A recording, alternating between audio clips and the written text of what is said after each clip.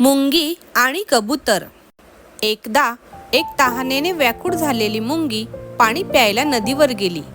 नदी कुठली, लहानसा ओढा होता तो, पण मुंगीच्या मानाने ती प्रचंड मोठी नदी होती.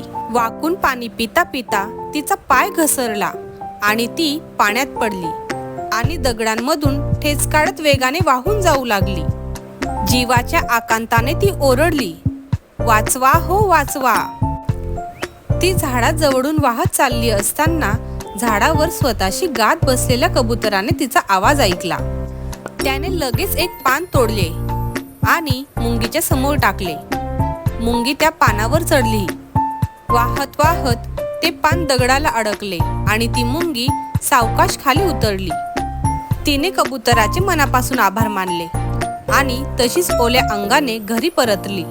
दुसऱ्या दिवशीची गोष्ट. कबूतर झाडावर नेहमीसारखे गाणी गात बसले होते. तेवढ्यात एक शिकारी आला. त्याने कबुतरावर बंदुकीचा नेम धरला होता. मुंगीने ते पाहिले. धावत पडत जाऊन तिने शिकाऱ्याच्या पायाला कडकडून चावा घेतला. शिकाऱ्याचा नेम चुकला. ठो ठो असा मोठा आवाज झाला. गोडी कबुतराला न लागताच गेली. आज आभार मानण्याची वेळ कबुतराची होती.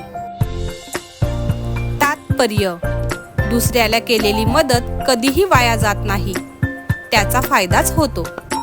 गोष्ट आवडली असेल तर प्लीज सबस्क्राईब करा, लाईक करा आणि शेअर करा. थँक्यू.